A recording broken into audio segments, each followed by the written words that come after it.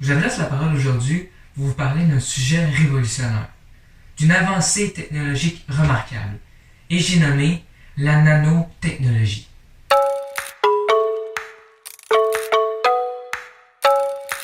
Nous avons déjà une extraordinaire avancée des moyens de communication actuellement, et ce n'est qu'un premier pas. Il reste plein de choses à étudier et à développer industriellement, notamment dans la nanomédecine, avec les nanomédicaments.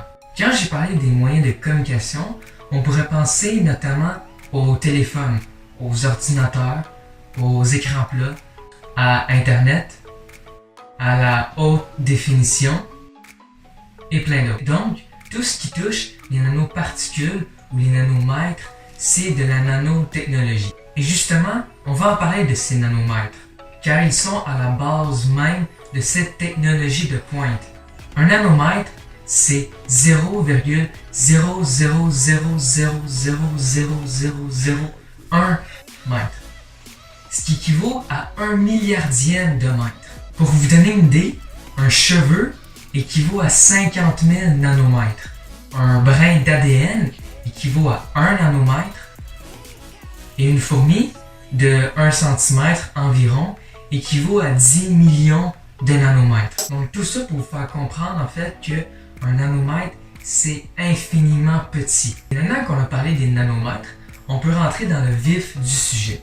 Les nanotechnologies, c'est l'ensemble des technologies manipulant toutes sortes d'objets de l'ordre du nanomètre. Il s'agit de la recherche et développement technologique pour, d'une part, constituer un recueil de connaissances des phénomènes et matériaux à cette échelle, le nanomètre, et d'autre part, créer et utiliser des structures, des composants, systèmes qui, vu leur taille microscopique, présentent de nouvelles propriétés et fonctionnalités. Ensuite, je vais entrer un peu dans le domaine de la fiction. On a vu beaucoup ou peu de films et de séries avec de la nanotechnologie, notamment des nanorobots. On pourrait penser notamment à Avengers Infinity War, avec l'armure de Iron Man, totalement faite de nanorobots.